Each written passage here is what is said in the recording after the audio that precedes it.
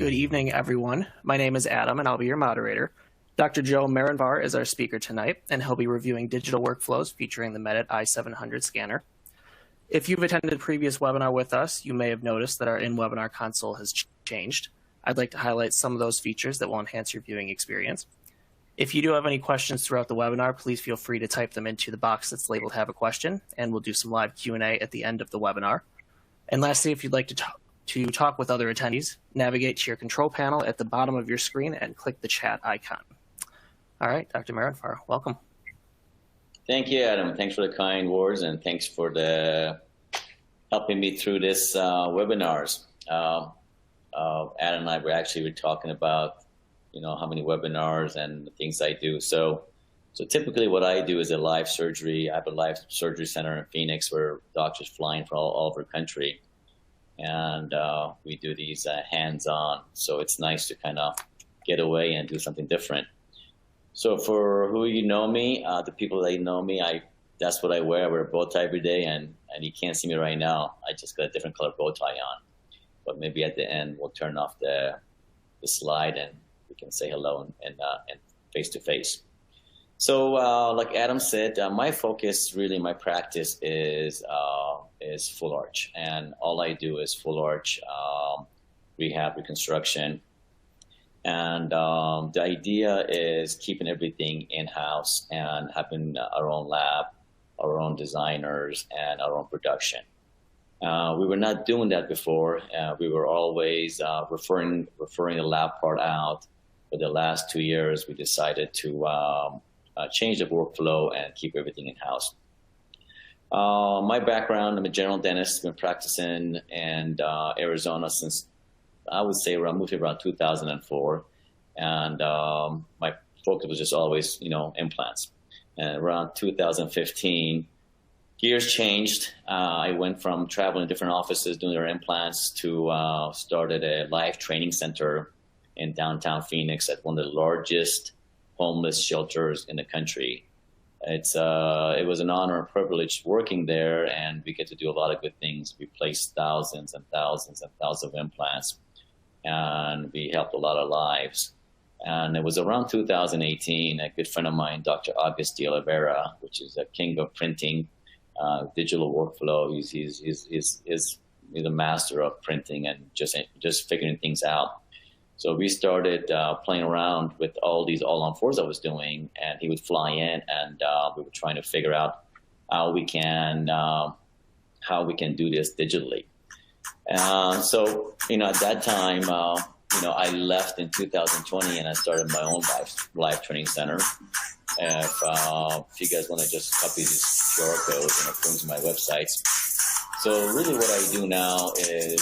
This is done sometimes bi-weekly or monthly, where doctors from all over the country, they fly in and we show them the workflow. This is the full arch course that we did, where everything is designed and treatment planned and delivered same day or next day, utilizing all the cool toys we have these days. For me, it was always, my dad's a radiologist, so I was really focused on, getting the right images ahead of time. What I used to do was I used to travel to 70 different offices in the Valley and do surgeries for all these docs. So I needed a CBCT.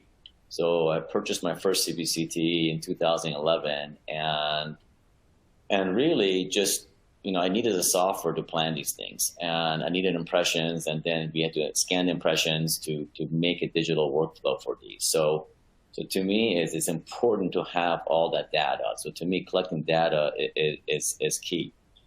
Now, different offices, we have different softwares. I mean, if you look at the bottom of the screen, those are pretty much equipment that most people have in their offices. Intraoral camera, intraoral scanner, sensor. You're going to have, a printer, and you're going to have a cone beam. So, and now we have photogrammetry on top of that. So we're running 5, 6, 7 different softwares in our practices.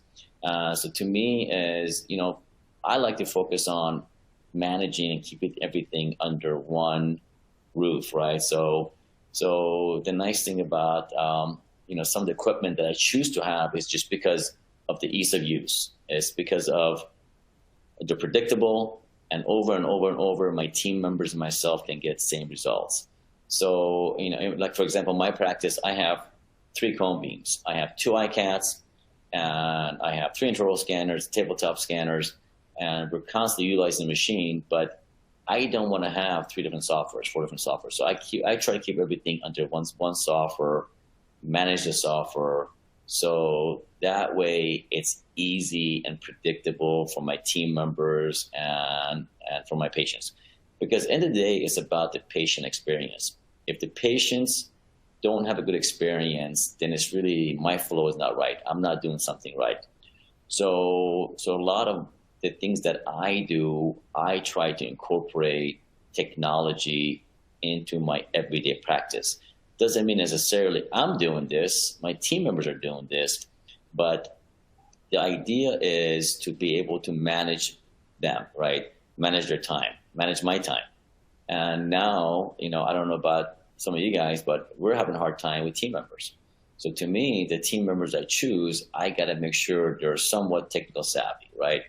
Because they got to be able to manage the equipment, manage intraoral scanners, manage the cone beams, manage the printers. So by having proper software where you can incorporate our scans, where we can merge these files, right? To me, that's key. The success for about me being able to do these things is having my team members do this, because typically in the morning I'm doing surgeries. By 11 o'clock we're done, and I'm doing consults and post-ops and revisions. So that's why it's key for me to, when you're purchasing equipment, when you're looking at software, when you're looking at, is to make sure you have the end game in mind, right? Make sure you have the patient experience in mind, make sure you know. Now, what I'm showing here is, this is a DEXA software where it has the power of AI, right? It has a power where you can manage you can see top row is my multi-planar construction with the full rendering, and the bottom is my 2D and my photo. So I can manage all this under one software, right? Even though, again, our focus is talking about the Medit, but the idea is the Medit has to communicate, right? The Medit has to communicate with another software. So when I'm planning, or if my team members are planning this, right? So this is a planning being done. Doesn't necessarily have to be me doing this planning, right? My team members can do the planning, but the whole idea is be able to manage the flow of my work, right? So that's what the whole digital workflow. It always starts with the patients in the cone beam CT. That's where it starts, right? Right after the CBCT is done, then we do intraoral scan. Then the intraoral scan is done, we take photos. Once the photos are done, then my designer starts designing the prosthetic, pre-prosthetic, we call it digital wax up. We use ExoCAD. So all this stuff has to be done. And again, it's just, for me, I just want to show this, that this is important, right? To be able to bring in this, the data from your intraoral scanner from the Medit, you want to make sure you have a software that can present it well. And it can, it can go through, so therefore we can, have that. And then some of these other, some of this specialty about this software is, when you have your Medit software, the nice thing about using this software here, which is, DTX Studio Clinic, which is under the brand name now DEXIS, what it does is, once you've taken your intraoral scan, right, and once you've taken your DICOMs, these are simply, but the click of a button are merged together, because what it does, it looks for 3 fiduciary points, merges the files, and what it does is it goes through, the software will actually tell you, say there's 12 and 13 are missing. It's missing on the CBCT, it's missing on the PAs, it's missing on the intraoral scan. Do you concur? I say yes, I confirm. It numbers the teeth for you, right? So through AI, I'm not telling the software those are the teeth. The software already picked these teeth. Says, do you agree? I say, yes, I agree with this. And once this is done, once the files are merged, and now you can tell those teeth are now simply number 12 and 13. Not only the teeth, but also the roots are now merged into my DICOM, right? And I can now simply showcase the patient what it would look like if we treat these teeth without any corrective gum surgery, right? Any corrective guided bone regeneration. And to me, that's really the beauty about the intraoral scan, right? That's the beautiful thing about CBCT. That's the beautiful thing about merging these files together, because I can make my notes, and this will be married to the patient for the time at my office, from first day they come to when I finish this case. I will have this data, and I'll be able to showcase this to my patient through the journey. So by doing this, I can manage the patient's expectations. I can show them what I can do, what can be done, and what they need to fully complete this case. So again, I just want to share this with you guys and gals to show what it's not just having the hardware. We need software that can manage this, especially like in what we do is a full arch and single implant. Now, all the single implants in my practice go to my nonprofit, and that's what we use for our live surgery courses. For our full arch is a different workflow, but the technology is here now, right? So we can utilize this and we can showcase this to our patients. And, again, for us to treat, manage, and to complete these cases, I think having equipment and software like this is absolutely fantastic. And you can share this easily, with the colleagues, right? This can be shared, this can be printed, we can look at it, and we can give this into part of their treatment planning. And if this is if we're doing cross referrals, we're communicating with our labs and other specialists, then all this stuff can be easily. We can do screenshots. We can snapshots and share the screen. So I just want you to see this and see what we can do.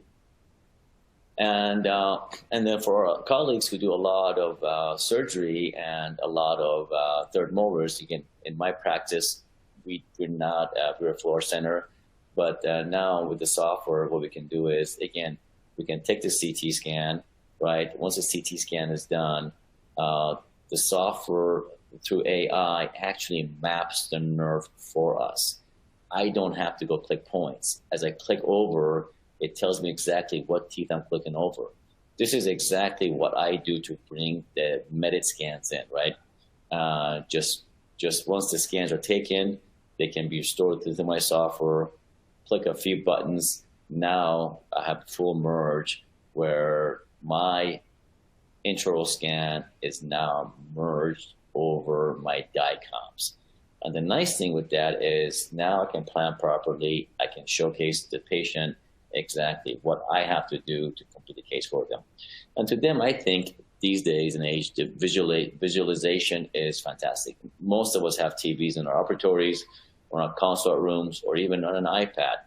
So this can be done. We know this is a great merge because as I go through this, I can see the red line is going directly over the incisal edges and the cusp tips and the soft tissue in the palate. So we know we have a beautiful merge, and then we're done. So we do this quite a bit for our patients pre-surgery, where we merge these two files together so we can translate this into our treatment. And again, as you go in, people who do a lot of third molars, the nice thing with this software does is it does map the nerve for you, so you know exactly how to manage this third molar and go on. So I'll skip the rest of this, but anyway, this is just, to me, this is the power of technology. So this is what we used to do, right? So for full arch, I've done well over 1,000. I think we've done over 1,500 arches now, where we used to think is analog. So now everything we do is digital, and I would say 99.9% of cases is we're using post-surgery scan, and we're doing photogrammetry. So this is before photogrammetry. This is what we used to do. This is the quasi-Goma case, where this is how I would get my data. This is how I would do my indexing. This is a PMR. This is a format return. And this was probably a fourth generation. I mean, we used to even do things with the verification jigs. And this was after years and years of practicing. This is what we used to do. And we find now there's better ways to do things. And we've gone through jigs, different trays. And I'm sure many of you guys who do full arch, you've done this. But we don't do this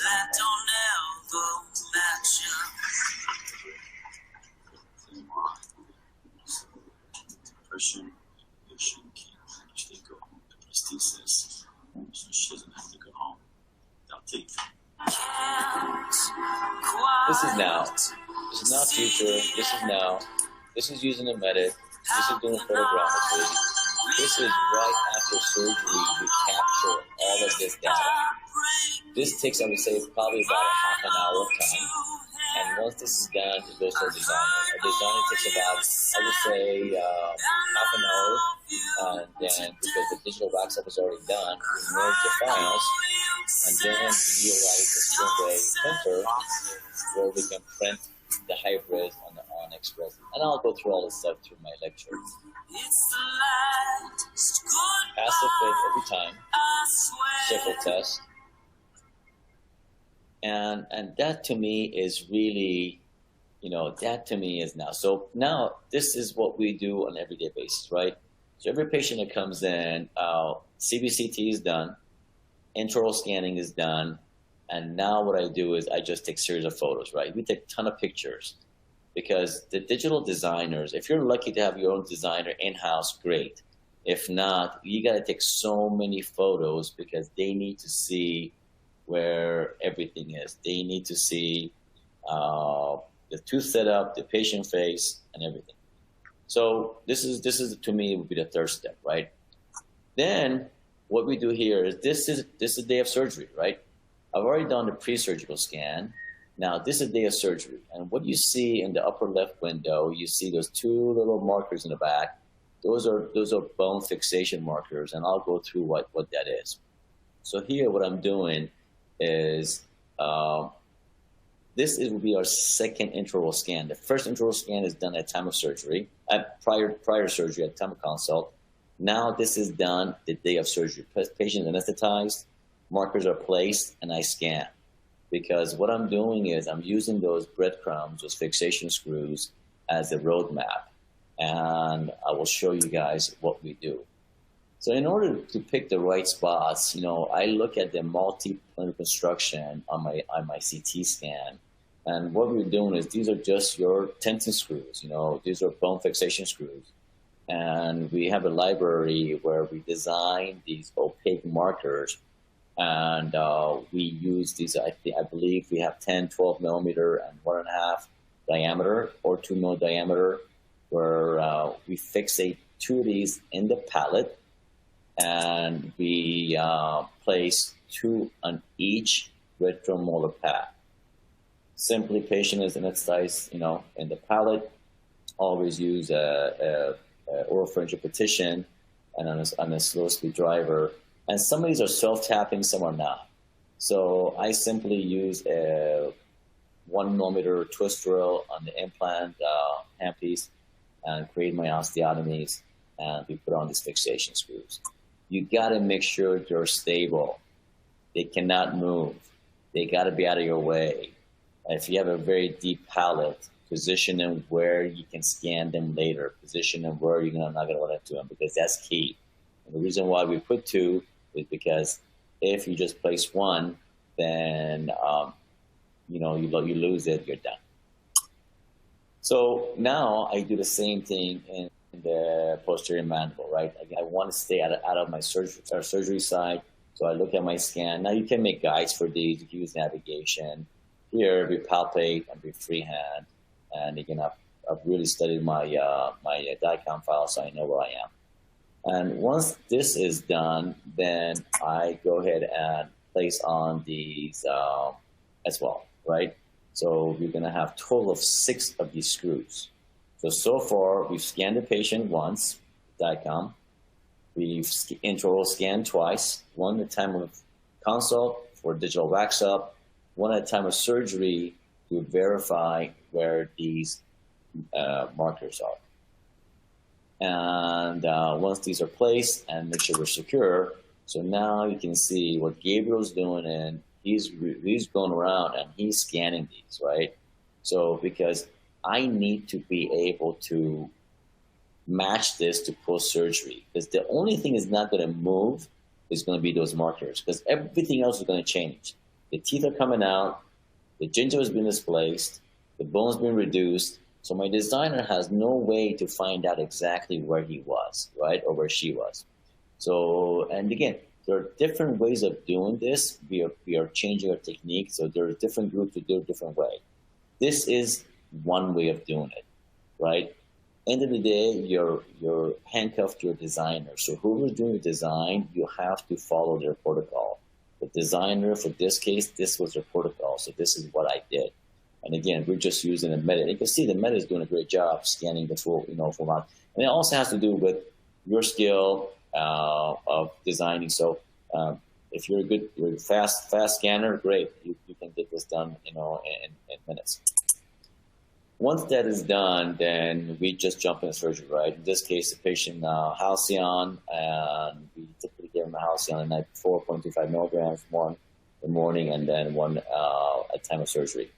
So, and here I'm just, luxating and delivering all the teeth, but the whole time I'm making sure I'm staying away from those markers, right? I cannot knock those out. Once the teeth are out, again, if some of the teeth I'm having a hard time, I don't want to break the bone. So the ones that come right out, I bring right out. The rest of them, I just mark where I want to do my bone reduction. And that bone reduction is really based on the smile line, right? It's based on, we don't just arbitrarily take bone away to get 15 millimeters. These days, with the materials, sometimes I reduce less. In this case, all we gotta do is just make sure we reduce enough bone so I hide the transition line. Now, some of you who have the skills and have the knowledge and have the workflow, you can do this as an FP1 case, where you don't have to hide the transition line. You can make everything look like it's coming out of the gum. So again, depends what kind of workflow you have and how you do these things. So here, all I'm doing is now just using a WNH 1 to 3. This is actually 1 to 2.7, which gives me about 108,000 RPM. So once that's done, let's go. And then same thing, we do the reduction in the bottom. And as these are done, let me just go back, make sure didn't miss anything here. I'm just going to jump here for 1 second. Yep. So in this case, what I decided to do was do the extractions upper and lower all at the same time. You get, depending on what what your workflow is. Sometimes I take the teeth out up top and then put the implants in and close it, then do the bottom. In this case, we just decided to do all the extractions at the same time, do all the alveoplasty at the same time. Sometimes I use a 1 to 3 handpiece. Sometimes I use a 1 to 1 handpiece at 40,000 RPMs. So it all depends what mood you're in, what kind of day you're having, and again, just be safe and be predictable. So here, same thing. So once this is done, so then we reevaluate. We got to make sure, again, we did not touch these bone markers, right? That's key. So here, upper and lower. And so now what I'm doing is I am... All right, so here we are. To gauge our posterior implant, typically we want to go into premolar site. Because here's a molar, here's a root of the molar, and here's a premolar. And premolar usually sits on top of the sinus. So here's the sinus, right here. You see the notch? The magnetic buttress. So that's the sinus. So as long as we start on top of this with this kind of an angle, and aim for the tip of the cuspid, the apices, the cuspid eminence, you're in great shape. This really give you about a 30-degree. Avoid the sinus, give you a key split, and that's it. And you can just with a finger, you can feel this notch. Once you're in this notch, this is a no fucking zone for implants. So that's my protocol, and then so pretty much what I'm doing is I'm just I'm just looking, measuring, and I'm just using my again, my drill. I'm just looking at my line. If I'm straight up, that's 90 degrees, right? Severe 40, that's 45 degrees, and that's not what you want. So 30 degrees is pretty much that's what we're aiming for. I'm not going to start in the molar side because I will fall to the sinus. That's good. Premolars. We're missing premolar here. Here's a premolar. So as long as I'm somewhere around here, now if I start in this socket, nothing wrong with that. But if I want a better AP spread, I'm going to come right behind that socket. Engage. Down, minus sinus. At this time, you can still check the rotation. But again, I'm sounding. Stop and sounding. Make sure. Alright, 7.5, 13.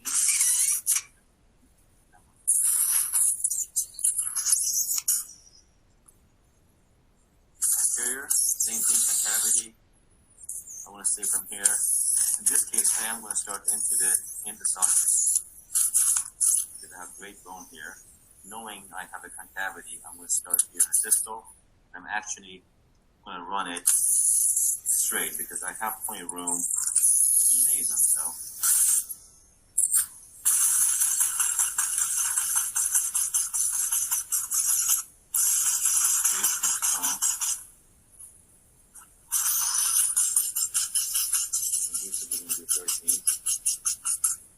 I'm going to skip, go back to posterior again. Now this time without marking, I'm going to show you guys. Again, here's the sinus, so no pencil markings. You see the concavity, you see where the cuspid is, right? So in these cases, the patient have teeth, it's so much easier to find the last premolar, molar side. If you're not sure, always start in the premolar side. But here, I can see where the sinus is. I'm going to start slightly distal to get better AP.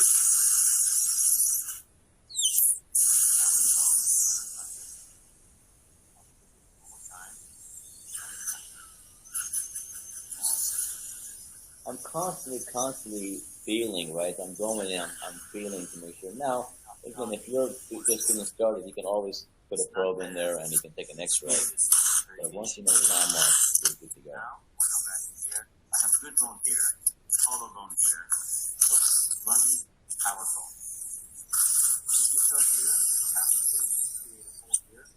Because we put a plate, this whole thing will fracture off. So be cautious of doing that. Try to start in the socket.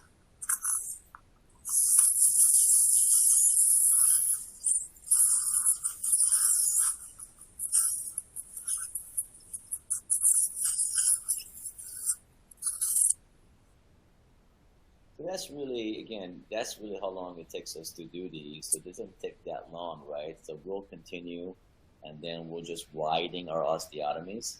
And I'm constantly verifying, I'm constantly feeling for quality of bone, quantity of bone, probing. But not, again, this patient is not sedated. So if you need to get him up and take a scan, take a CT, take a panel, take a PA, you can. So, but once you do so many of these, you get to learn your landmarks. So, and also understanding the quality and quantity of bone, right? As you're drilling, to get a feel of how soft, what type of bone it is. So if we don't utilize our last drill, and then we figure out that, the bone is too soft. Once I do finish the top, in this case, we went to the bottom. The idea is to get that AP spread, right? So, in this case here, we have a cuspid, premolar, second premolar, that's where the nerve is going to be, right? So typically I'll put a marking here. And as long as here, I can't go here because here's a severe concavity. So that's why we're not doing the posterior ones straight up. So we're going to do it at an angle here. So in this case, we're just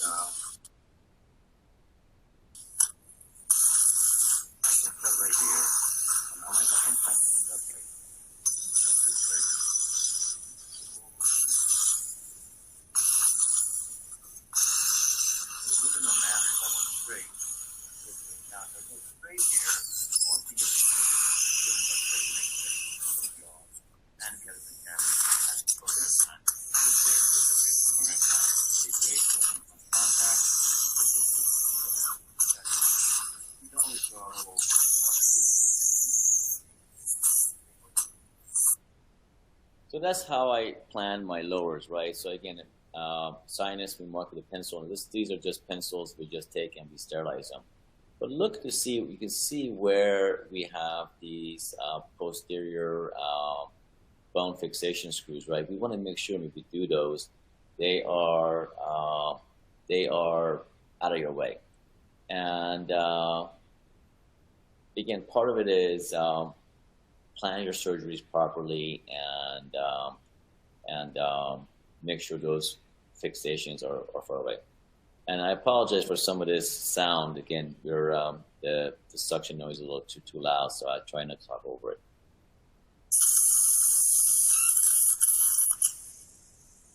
One of the biggest mistakes to do is because this way, you want to start it whole arch, and if you want to rotate within the bone, you can.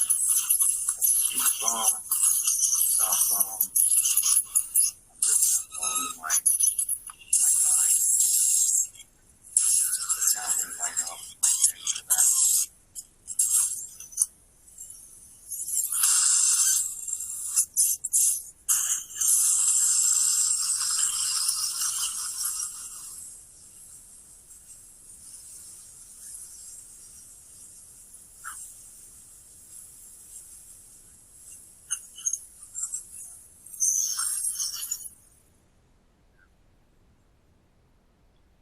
And one of the reasons why I was struggling there a little bit is, again, because of concavity and because of, some of the dense bone. So you really have to, sometimes I slow it down, really gauge what anatomy is so you don't perforate.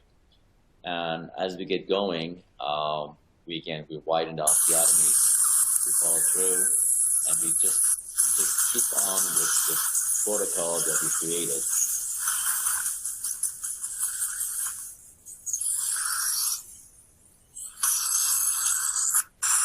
And then sometimes in wide mandible, you just got to be careful again because again, this is an hourglass, so we do have those concavities. Complete osteotomies here.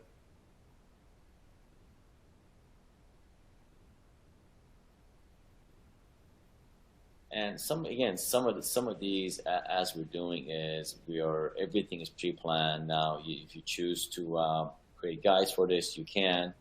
But from what we do is typically, we can freehand this. And we've started to do some navigation work when I'm using a navigation unit. But typically, like I said, we can do these freehand and get good results. Once the osteotomies are done, then it's really just place an implant in.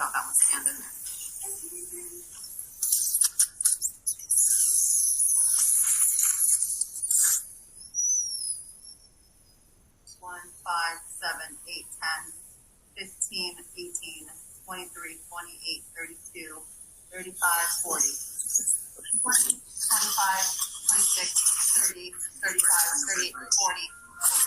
And what they were talking about there was, I'm going to pause this for a second, is really that those are the torque values. So that's what the WNH unit gives me those torque values, which is nice. So I know right off the bat what kind of torque I'm dealing with. So the implants are placed, and again, we have great stability, and now we know we can move on. Typically what I do is I'm looking for about 100, 120 newtons center squared cross arch. So if I have that, I'm happy. We're in good shape.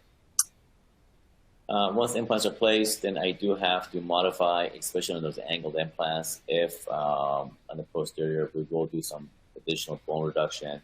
Therefore, it gives me a running room for my prosthetics so they don't get too thinned out. And when I do this, we put a cover screw in to make sure we don't damage the implant. Most units are placed, and we do use verification jigs for this, which is a clear printed prosthetic that verifies to make sure our multi-units are in the right position. And once that's done, we continue. What I'm doing here right now, so now we're getting ready for our digital post-surgical digital workflow. what these are sandblasted, multi-unit healing caps that come with your ICAM 4D, right? These come with your photo. I use ICAM 4D, which is iMetric, and these come with it. We sandblast them, so when we do our intraoral scanning, then they can be picked up. If they're too shiny, the intraoral scanners do not pick them up. They come with their own drivers, so these are all placed. Again, we always wear a throw pack, and again, look at the posterior. I don't flap around it. I don't want to modify that tissue. I don't want to touch those. So the key to success for these cases is put those in a proper spot, way in the back, away from your surgery site, so you don't have any issues. Once these are all placed, then we can go into suturing, and then we start our scanning. So here's, again, right after surgery, right? This is right after surgery. We get different techniques for suturing. Sometimes what I do is I create slots in the bone where I actually suture the tissue through the bone so it doesn't rise up on me. We can use glue stitch, cyanoacrylate to stitch the edges together, 1 to 50 epi, anything to do to minimize bleeding. So again, we'll go through this. Now with the bloody field, it does take a little bit longer. You gotta be patient, right? So you just gotta make sure you minimize the bleeding.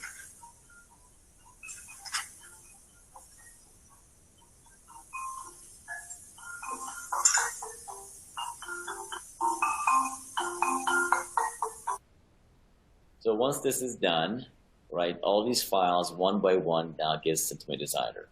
So now this is my third scan with the Medit. First scan again was at time of consult. Second scan was right before the surgery.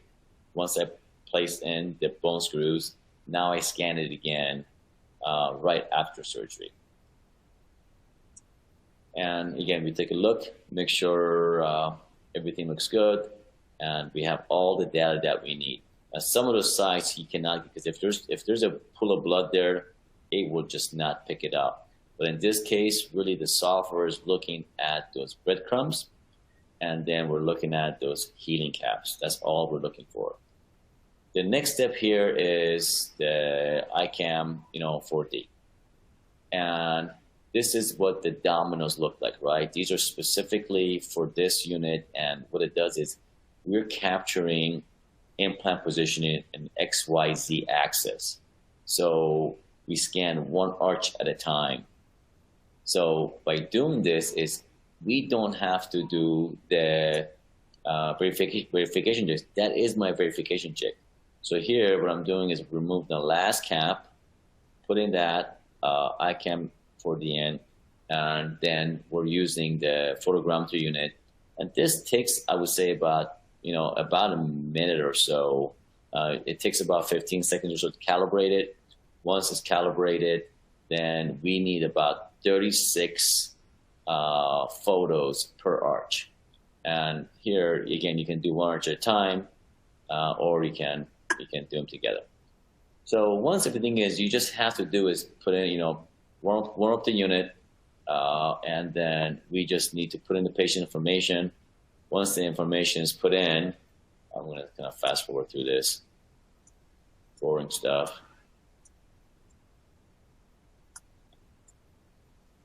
So then we tell the software exactly where those teeth are. Key aspect, right before you do the calibration, So here we go. You have to go and click the specific screw that you're going to use, and there's a specific file called the DES 19.018. You click that file, go to apply to all. You can always change the screw down the road, but it's important you pick the right file to start with. So here, what we're doing is, since all these cases that we do, we go directly to multi-unit. So there's no tie bases.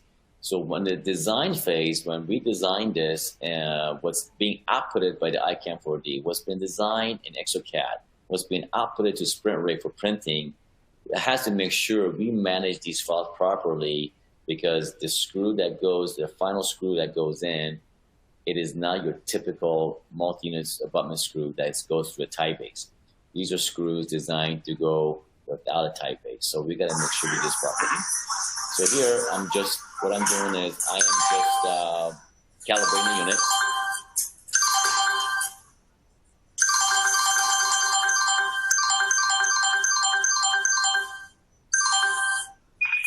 Calibrated.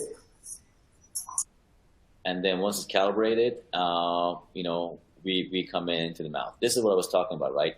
So these are the screws, right? So these files, we got to make sure these are longer screws. And now there's different companies that make these screws, right? In this case, we're using Sin screws. You can use desk screws. You can use Powerbow screws by Jonathan Abraham. You can use Resin screws by Dr. Resin. So these are your options, but you got to make sure you know the product that goes through this.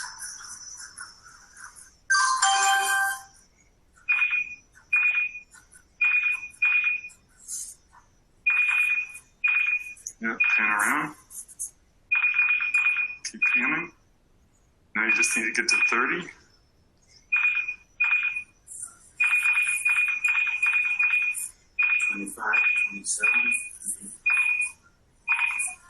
Keep going. 35 views, you're good to go.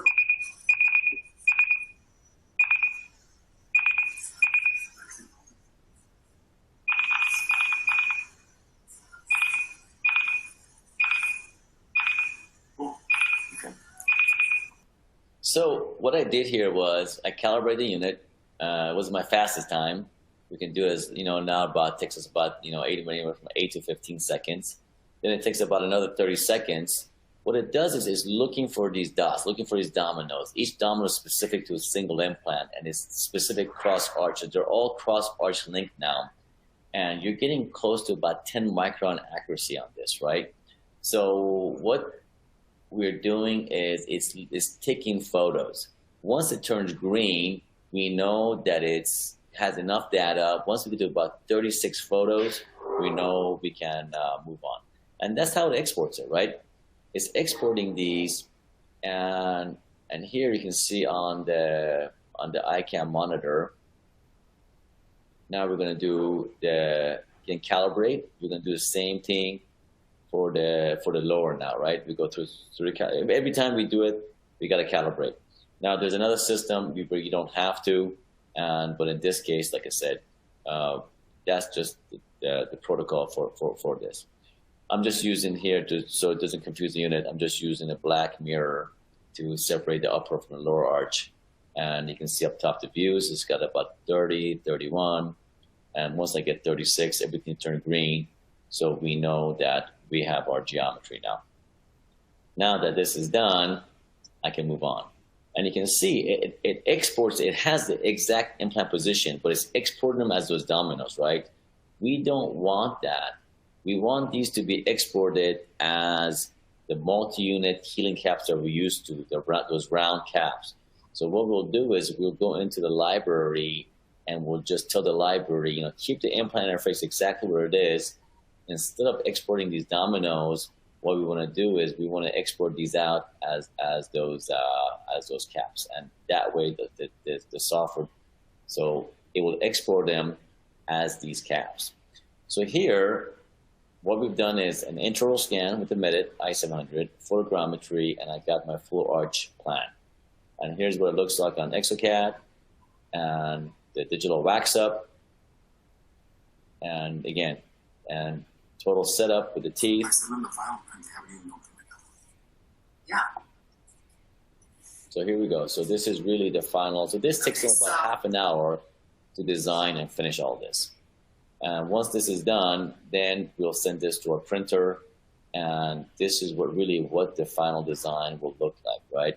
So we will have this setup. Now here's Gabriel. So once everything's done, it gets uploaded into our sprint rate.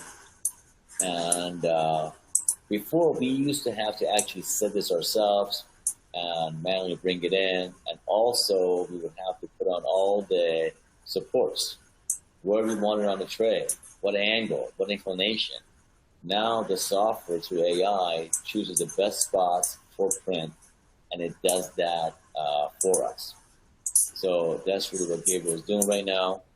And once it's done, again, we'll configure it, and he may rotate it, but now, the software knows anywhere from 5 to 10 degree of inclination does best, because these have internal screw channels. You don't want them flat, you don't want them 90.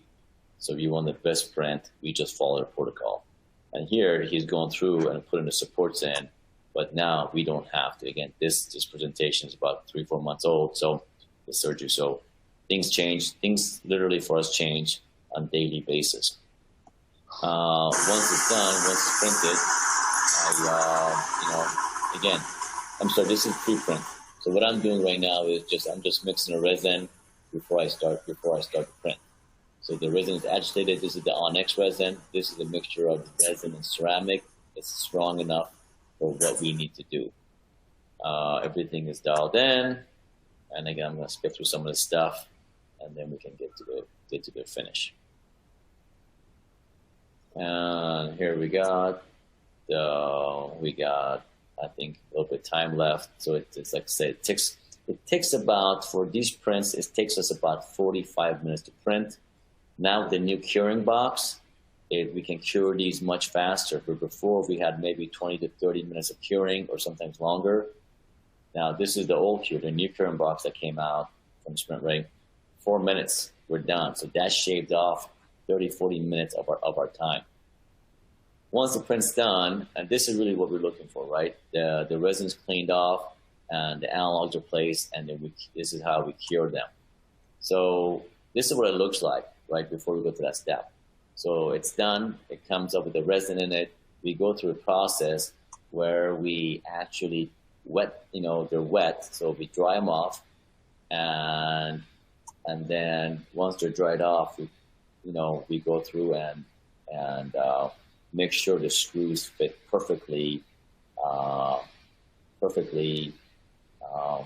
in these, because we're going direct to multi-unit. And before we cure them, we put on these lab analogs. And really, the final product is this. So this is something that we just paint the gingiva. And what I'm doing is I'm looking for a passive fit. I'm looking for the mixture of a passive fit. And again, the one mistake I'm doing right now, I don't have a throw pack. I should have a throw pack. So one screw in, Sheffield test. So it's tight, it engages. We're not compressing tissue too much.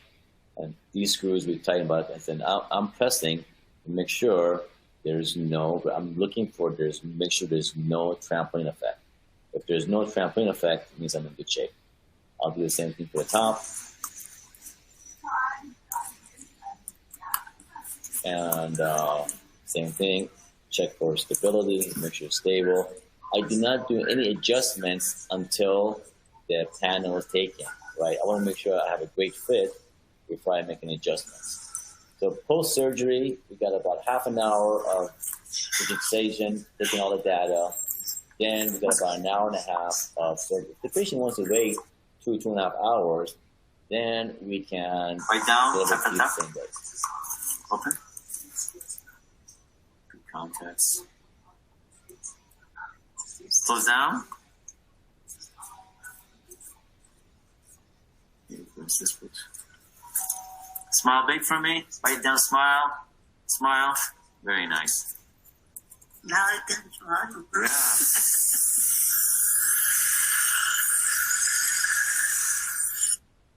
So and here's a post-surgical X-ray, and again, we can see that we're within our parameters. You can see the resin. You can see it's radio opaque, which is nice because you can see where everything is seated properly, right? And that's what I like about this whole system. And here again, Bite down here for we me. go. Now the device calibrated. I think this is our first. We could go through and we'll make another prototype so the patient's happy. But again, this is all in one day done because we have the technology, we have the equipment. So, Okay. and again, it's fun to cover work these days because of being able to do this.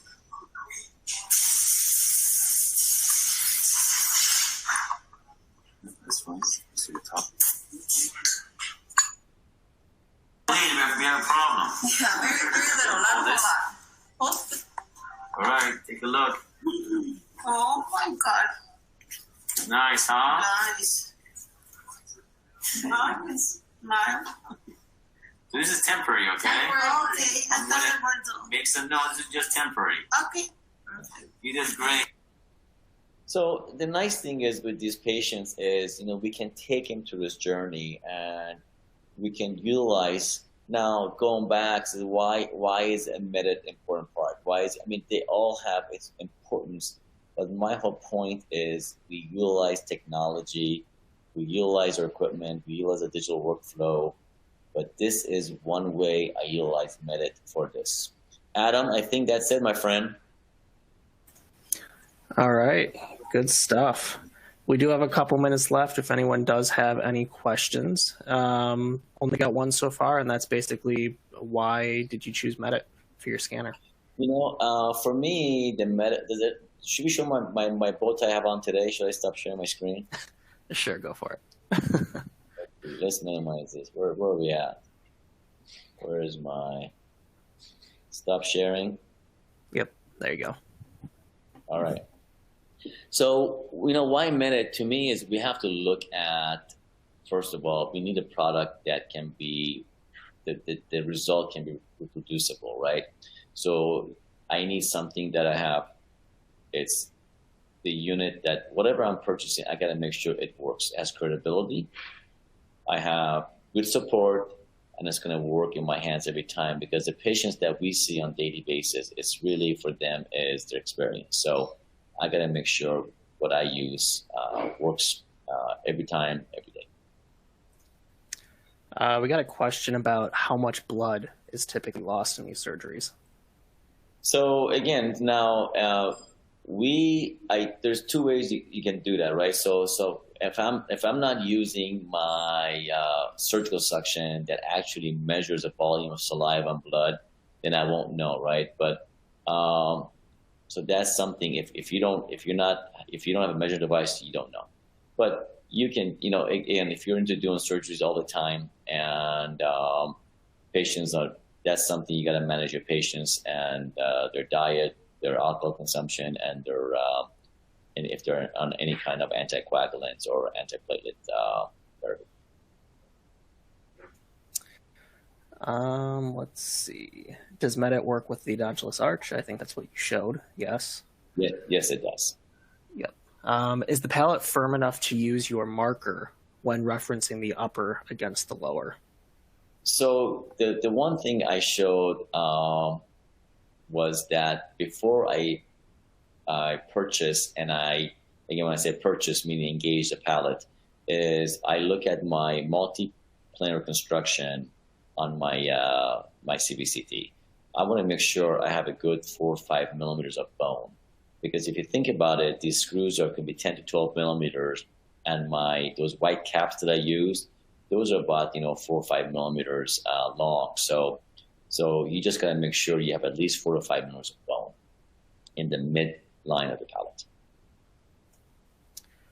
What type of definitive restoration will the patient transition to? Would it be zirconia?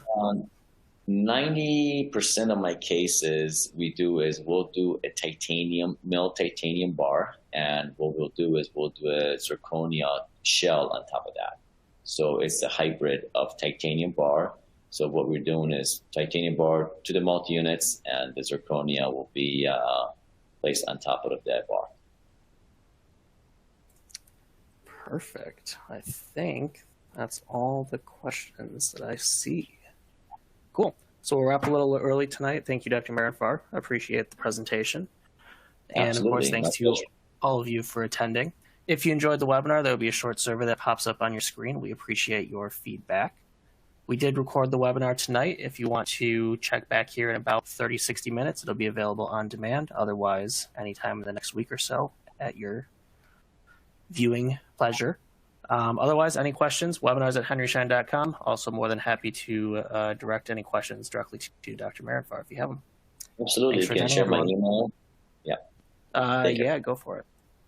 Yeah, so again, Instagram, Mehranfar Dental Group, you can follow me there, or that's probably the best way to get hold of me is just Instagram. Perfect. Thank you. Thanks, everyone. Have a great night. All right. Take care. Bye-bye.